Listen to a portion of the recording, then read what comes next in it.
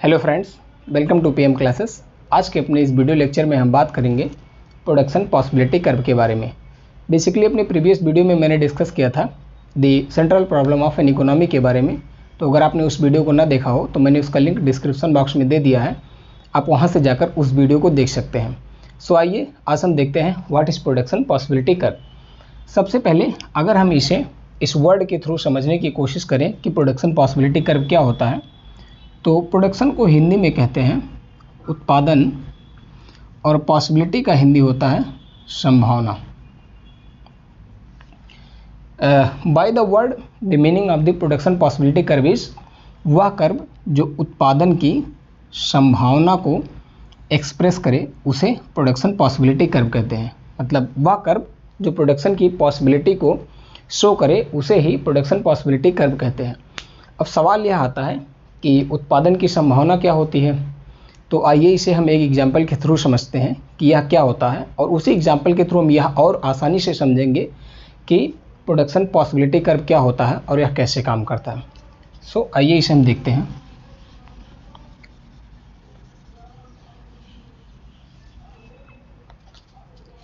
आप सपोज कीजिए कि आप दो कमोडिटी का प्रोडक्शन कर रहे हैं और वो कमोडिटी है कॉर्न एंड कॉटन। अब कॉर्न एंड कॉटन का प्रोडक्शन करने से पहले आपको यह जान लेना आवश्यक है कि आपको जो रिसोर्स का यूज़ करके कॉर्न एंड कॉटन का प्रोडक्शन करना है वह पहले से दी हुई है और उसमें किसी भी प्रकार का कोई चेंज नहीं होगा during the production time.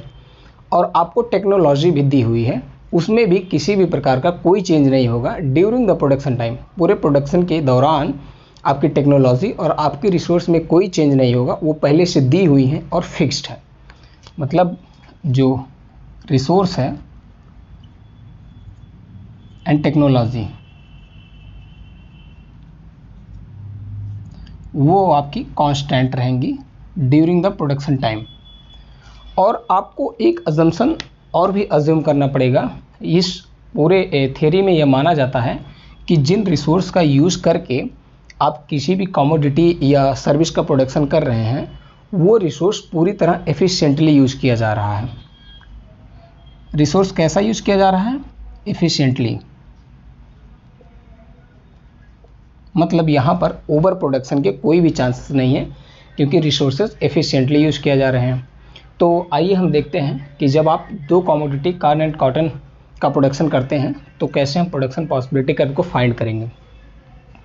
Suppose कीजिए कि आपको जो रिसोर्स और टेक्नोलॉजी दी हुई है उस पूरे रिसोर्स का उपयोग आप कॉटन के प्रोडक्शन पे लगा देते हैं और आप कॉटन की 10 यूनिट का प्रोडक्शन करते हैं। अब जब आपने पूरा रिसोर्स कॉटन के प्रोडक्शन पर लगा दिया तो आपके लिए कॉर्न के प्रोडक्शन के लिए आपके पास कोई भी रिसोर्स नहीं बचा, इसलिए कॉर्न का जो प्रोडक्शन है वो 0 यूनिट है अभी। अब अगर आपको कॉर्न का प्रोडक्शन बढ़ाना हो तो आपके पास क्या रास्ता बचता है? आपके पास एक ही रास्ता है कि आप कुछ रिसोर्सेस को जो कि कॉटन के प्रोडक्शन में लगे हुए हैं कॉर्न के प्रोडक्शन के लिए शिफ्ट कीजिए, जिसका रिज़ल्ट ये होगा कि आपका कॉटन का प्रोडक्शन घटेगा और कॉर्न का प्रोडक्शन बढ़ेगा। मतलब हमारे पास स्कार्स रिसोर्सेज होते हैं और हमारे पास स्कार्स रिसोर्स पहले से दिए हुए हैं। इसका मतलब ये है कि अगर हम एक कमोडिटी के प्रोडक्शन को बढ़ाना चाहते हैं तो हमें दूसरे कमोडिटी के प्रोडक्शन को घटाना पड़ेगा। तो सपोज़ कीजिए हम कॉर्न की 1 यूनिट का प्रोडक्शन करते हैं तो हमें अपनी कॉटन का प्रोडक्शन घटाना पड़ेगा जो कि 9 यूनिट हो गया, क्योंकि हमने यहाँ से रिसोर्स एंड टेक्नोलॉजी कॉर्न के प्रोडक्शन के लिए भी शिफ्ट किया। अब हम अपने कॉर्न का जो प्रोडक्शन है उसे और बढ़ा देते हैं 1 यूनिट, तो हमें कॉटन का प्रोडक्शन और घटाना पड़ेगा क्योंकि हमारे पास रिसोर्स फिक्स है, हम रिसोर्स तो बढ़ा नहीं सकते हैं, रिसोर्स हम शिफ्ट कर रहे हैं, जिसके कारण हमारा कॉटन का प्रोडक्शन 7 यूनिट हो गया।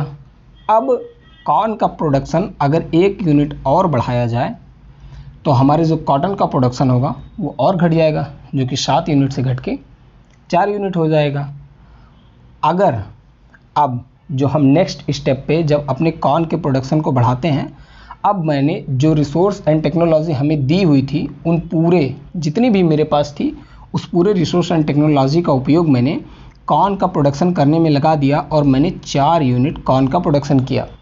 जब पूरे रिसोर्स एंड टेक्नोलॉजी कॉर्न के प्रोडक्शन में लग गई है तो इसका मतलब ये हुआ कि कॉटन के प्रोडक्शन के लिए रिसोर्स एंड टेक्नोलॉजी नहीं बची, जिससे इसका प्रोडक्शन जीरो हो गया। आप यहाँ एक चीज़ ध्यान दीजिए, जब पूरी टेक्नोलॉजी और पूरी रिसोर्स एंड टेक्नोलॉजी कॉटन का प्रोडक्शन कर रही है तो कॉर्न का प्रोडक्शन जीरो हो रहा है, और जब पूरी रिसोर्स एंड टेक्नोलॉजी कॉर्न का प्रोडक्शन कर रही है तो कॉटन जीरो हो जा रहा। आप एक बात और ध्यान दीजिए कि यहाँ पर हम दी हुई टेक्नोलॉजी और दी हुई रिसोर्सेज का उपयोग करके इन दोनों कॉमोडिटी का डिफरेंट कॉम्बिनेशन प्रोड्यूस करें। जैसे कॉम्बिनेशन ए मान लीजिए 0 and 10, combination B 1 and 9, combination C 2 and 7, combination D हमारा है 3 and 4 एंड कॉम्बिनेशन ई हमारा है 4 and 0। बेसिकली हमारा यही है प्रोडक्शन पॉसिबिलिटी। मतलब जब दी हुई टेक्नोलॉजी और दी हुई रिसोर्स से हम किसी भी कमोडिटी के डिफरेंट कॉम्बिनेशन को प्रोड्यूस करते हैं तो यही होता है हमारा प्रोडक्शन पॉसिबिलिटी। और जब इसी को हम एक ग्राफ पर प्लॉट करते हैं तो हमें एक कर्व मिलता है जिसे हम प्रोडक्शन पॉसिबिलिटी कर्व कहते हैं। Basically production possibility curve shows the different maximum possible combination of goods and services that can be produced with the given technology and with the given resources।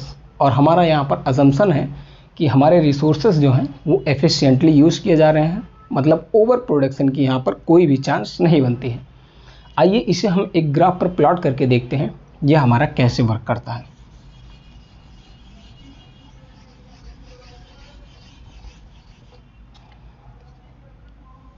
Suppose ये हमारा graph है and this is our x axis and this is our y axis।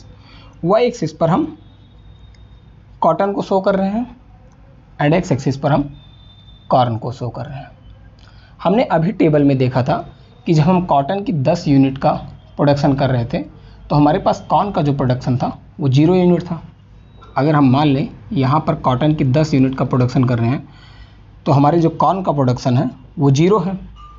और जो मैंने last point में देखा था कि जब हम सभी टेक्नोलॉजी और सभी रिसोर्सेज के ऊपर कॉर्न का प्रोडक्शन करने में कर रहे थे तो हम मैक्सिमम 4 यूनिट प्रोड्यूस कर रहे थे, जिसकी वजह से हमारा कॉटन का प्रोडक्शन 0 हो गया था। मतलब जब हम 4 यूनिट कॉर्न प्रोड्यूस कर रहे थे तो हमारा कॉटन 0 हो गया था। अगर हम इसे जोड़ें एक दूसरे को तो हमें ये कर्व मिलता है। इसी कर्व को हम प्रोडक्शन पॉसिबिलिटी कर्व कहते हैं, पॉसिबिलिटी कर्व कहते हैं। इस कर्व पर कोई भी पॉइंट आप कहीं भी पॉइंट आउट करेंगे इन दोनों गुड्स के डिफरेंट कॉम्बिनेशन को दर्शाता है। जैसे जब 0 and 10 हमारा था, यहाँ पर हम कॉर्न लिख देते हैं, यहाँ पर कॉटन, ये हमारा पहला कॉम्बिनेशन था 0 and 10। जो हमारा दूसरा कॉम्बिनेशन था, जब हमने कॉर्न का 1 यूनिट प्रोड्यूस किया था तो हमें कॉटन का प्रोडक्शन घटाना पड़ा था, तो हमारे कॉटन का प्रोडक्शन 9 यूनिट हो गया। अब हम अगर इसे ग्राफ पे प्लॉट करें तो जब हम कॉटन का 9 यूनिट प्रोड्यूस कर रहे हैं तो हमारे जो कॉर्न का प्रोडक्शन है वो 1 यूनिट था। मतलब ये हमारा कॉम्बिनेशन दिखाया 9 और 1 का, मतलब 9 यूनिट हमारा कॉटन था और 1 यूनिट हमारा कॉर्न था। जो हमारी इसी तरह जो हमारा थर्ड पॉइंट था, थर्ड कॉम्बिनेशन था, वो था जब हम कॉर्न का 2 यूनिट प्रोड्यूस कर रहे थे तो हमारा जो कॉटन का प्रोडक्शन था वो 9 से घट के 7 यूनिट हो गया था। अब हम इसे यहाँ देखते हैं, 9 से घट के हमारा कॉटन का प्रोडक्शन जब 7 यूनिट हुआ था तो हमारा कॉर्न का प्रोडक्शन जो था वो 1 यूनिट से बढ़कर 2 यूनिट हो गया था। मतलब जब हम एक कमोडिटी की अधिक मात्रा प्राप्त करना चाह रहे हैं तो हमें दूसरे कमोडिटी की उसी अनुपात में मात्रा घटानी पड़ रही है।